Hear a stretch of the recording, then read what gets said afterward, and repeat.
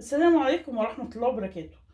لو عندك بواقي من الكيك وولادك مش عايزين ياكلوها وحسيتي انها هتنشف منك، انا هقولك ازاي تعملي لها اعادة تدوير دلوقتي بطريقة تعمليها بطريقة تانية وتجددي في شكلها وطعمها وكده، بحيث ان هي تبقى شكلها مشوق ويبقوا عايزين ياكلوها وهيشتاقوا لك وهيطلبوها منك كل شوية. طيب هنعمل ايه؟ اول حاجة همسك الكيكة اللي هي عندي دي وهبدأ اقطعها زي ايه؟ زي مكعبات كده اهي. همسك الكيك وهقطعه كله مكعبات. تمام اهي. ادي الكيك اللي عندي، يعني زي ايه، هفروله كده. تمام، هقطعه زي مكعبات كده وخلاص. همسك بقى كل الكيكه وهقطعها كلها مكعبات. بعد ما اقطعها مكعبات هجيب بقى القوالب الايه، الطواجن البايركس عندي او اي طواجن، لو عندك طواجن فخار برضو تمشي مفيش اي مشكله. تمام، همسك اللي انا فتفته ده وهبدا بقى اعمله طبقه كده. تمام، في القوالب البايركس اهي. انا هشتغل في القالب البايركس عشان اوريك الطبقات اللي انا هعملها دلوقتي. تمام اهي. لكن تقدري تشتغلي في الطاجن الفخار برضو مفيش اي مشكله.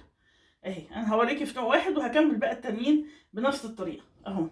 همسك بقى الكيك اللي انا فتفته ده، هعمله كده بالشكل ده. تمام، هرصه بقى طبعا هضغطه في الايه، في القالب البايركس بتاعي اهي بالشكل ده. خلاص، طبعا انا هعمل له دلوقتي ايه، هعمل له اعاده تدوير، يعني انا بعمل الكيكه دي اعاده تدوير. تمام، لو الكلام ده ينفع معاكي لو كيكه نشفت، لو كيكه باظت منك، كيكه اتحرقت مثلا وانت هتشيلي الحته الطبقه المحروقه دي وعايزه تعملي لها، يعني تعمليها بشكل جديد او تقدميها بشكل ظريف لاولادك او لاسرتك، هتعمليها بقى بالشكل ده. تمام، هي الكيكه هنرصها بالشكل ده وبعد كده هنشوف هنعمل ايه. طبعا هعمل كل بنفس الطريقه دي في قوالب الكيك الايه التانيه. بعد كده هجيب بقى اللبن، او ممكن تحطي شربات اللي هو الشربات بتاع الكنافه، اي شربات عندك. تمام، انا هحط بلبن، هحط الحليب يعني. عايزه تحلي اللبن حلي، انا مش عايزه فيه سكر كتير، فانا هكتفي بكميه السكر عشان طبعا السكر عندي عالي، مش هحط كميه سكريات عاليه جدا، يعني هكتفي بكميه الصوصات اللي انا هحطها عليها. هجيب بقى اللبن سخن. تمام، انا حاطاه في الميكرويف وهبدا اسقي بيه الايه، الكيكه. ادي اللبن طبعا لازم يكون سخن علشان يطري الايه، الكيكه بتاعتي. تمام اهي. هسقيه كده بالايه، بالحليب. تمام اهو.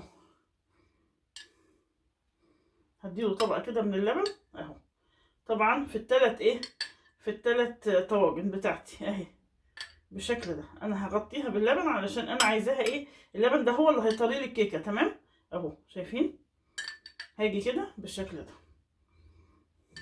بعد بقى ما هسقيه باللبن هعمل له ايه، الطبقه التانية.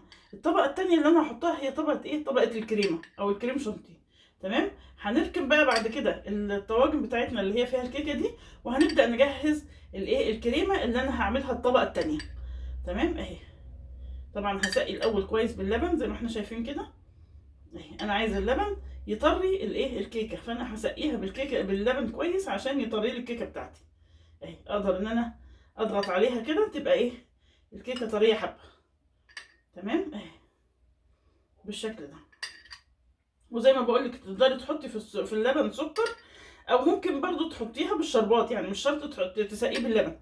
لو عندك شربات مثلا شربات الكنافه او شربات الجلاش تقدري تسقيه بالشربات. تمام اهو. انا هسقيه بالايه، بالحليب زي ما احنا شايفين كده.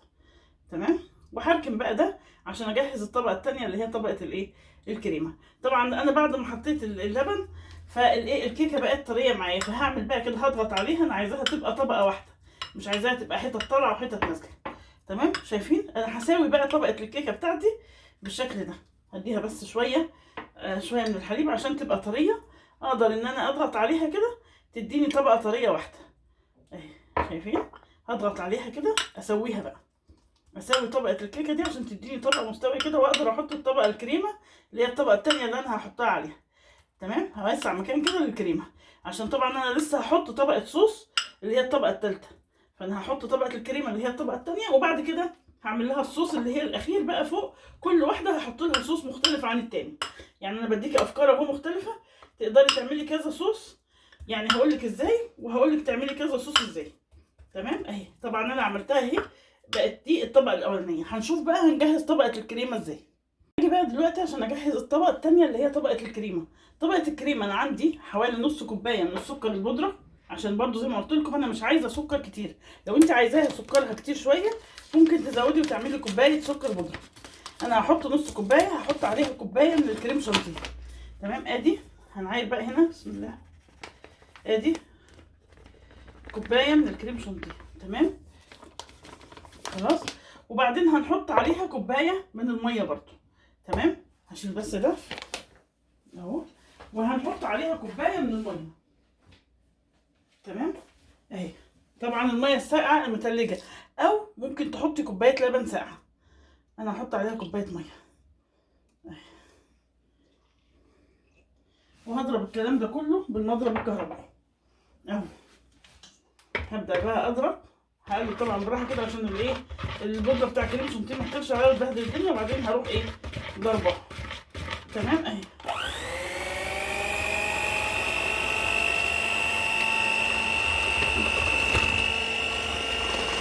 ضربنا طبعا الكريم شانتيه، شايفين لما بقى عامل ازاي؟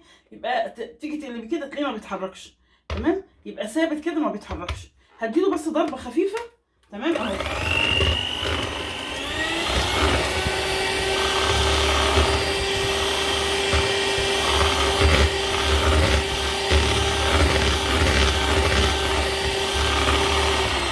انا عايزه القوام بتاعه يكون تقيل، انا عايزه قوام الكريم شانتيه يكون تقيل. شايفين عامل ازاي؟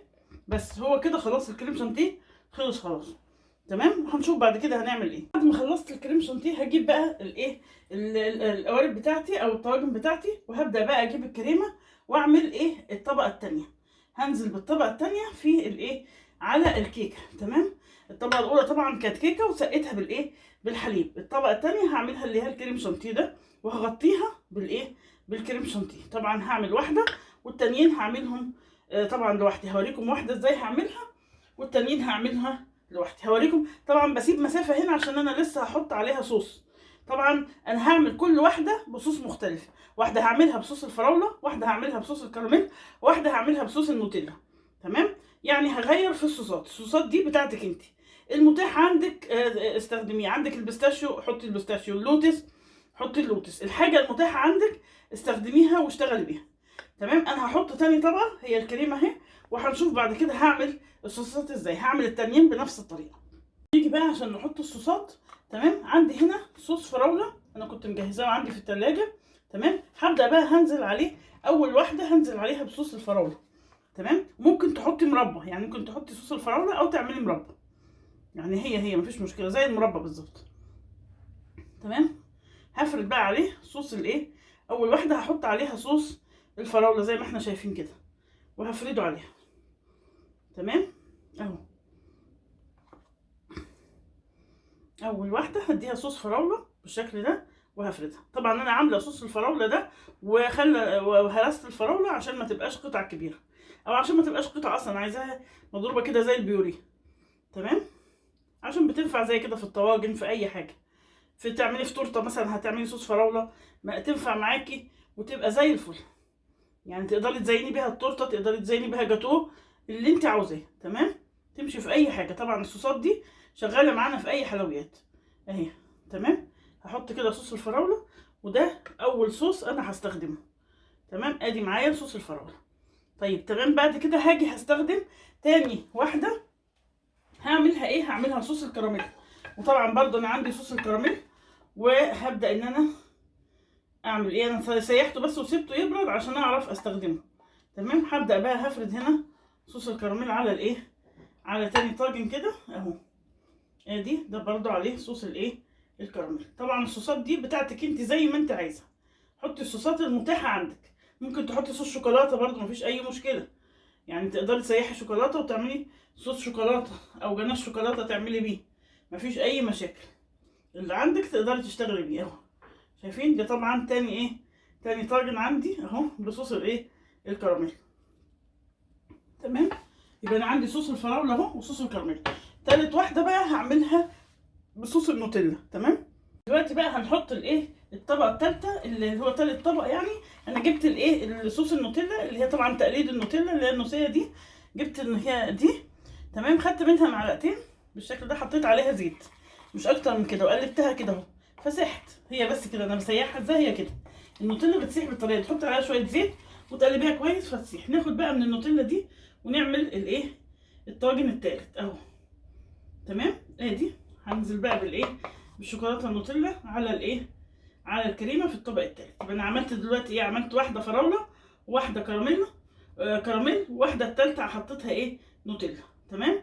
طبعا احنا كده عملنا اعاده تدوير لايه، للكيكه بتاعتنا. يعني الكيكه دلوقتي مفيش حاجه عندنا بتترمي، تقدري تشكليها باشكال كتيره جدا. تقدري تعمليها جاتو، تفرمي الكيكه وتسقيها ماشي، وتقدري تعمليها مثلا جاتو قطع كده وتبداي ايه، تزينيها وتزوقيها بالكريم شانتيه برده وتحوريها لشكل تاني. تقدري تعمليها طواجن زي ما احنا عملنا كده النهارده. فعشان كده بقول لك احنا ما عندناش حاجه بتترمي. طبعا الحاجات غاليه ومحدش فايض عليه عشان يرمي الاكل، فحرام يعني. نقدر ان احنا نستغلها ونوظفها في شكل تاني يحبوه ولادنا وياكلوه وتبقى مشوقه، وكمان هيحبوه جدا وهيطلبوه منك. يعني انت اصلا هتعمليها بشكل هم اصلا هيطلبوه منك وهيقولوا احنا ده عجبنا ويا ريت تعملوه لنا كل شويه مثلا. تمام. فاحنا طبعا بنستغل الاكل اللي عندنا او الحاجه اللي عندنا. مفيش حاجه، اول حاجه باظت هنعمل لها اعاده تدوير زي ما احنا عملنا في الكيكه كده، ونوظفها بشكل تاني بحيث ان ولادنا ايه، يحبوه وياكلوه وبالف هنا وشفا. شايفين اهو ده بقى كده، ده النوتيلا. طيب هنيجي بقى بعد كده عايزين نعمل له شكل برضو. يعني اهو شايفين، انا عايزه اقرب لكم عليه. ادي دي الفراوله ودي تاني الكراميل ودي الايه، النوتيلا. طيب احنا دلوقتي هنعمل ايه، هجيب بقى في كيس الحلواني هحط الكريم الشانتيه اللي فاضل، وهنحاول نعمل لها شكل كده عليه. بعد كده بقى انا عايزه اعمل لها شكل جمالي يعني تزيين كده. حطيت الكريمه اللي فاضله في كيس الحلواني، وهاجي بقى عشان اعمل لها خطوط كده تزيين كشكل من التزيين للايه، اللهم صل على سيدنا محمد، للطاجن بتاعي. تمام. هاجي كده وهعمل لها خطوط اهي، اي خطوط اهي كده اهو. تمام.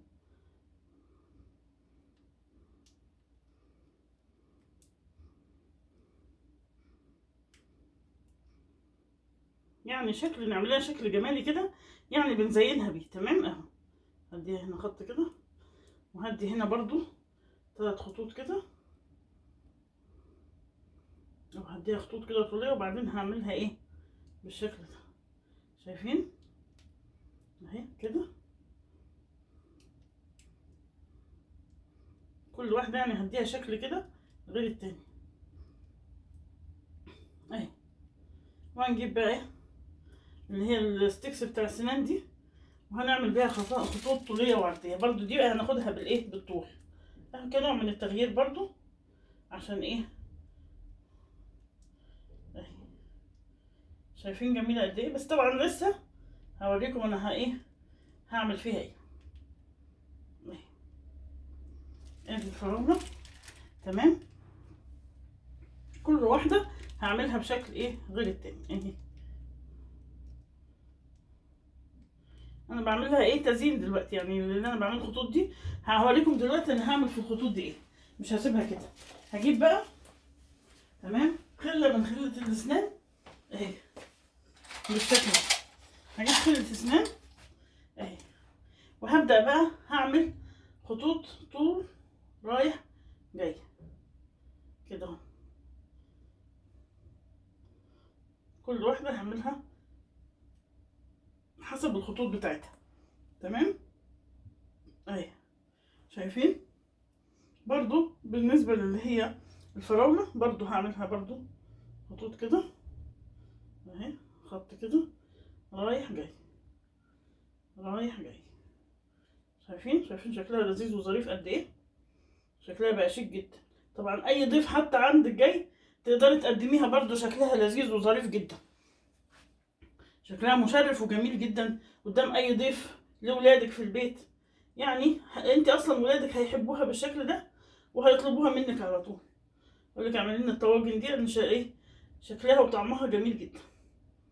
شايفين جميله قد ايه. بس كده وبكده نبقى ايه عملنا اللي هي الطواجن. طبعا من الكيك عملنا اعاده تدوير للكيك. تمام.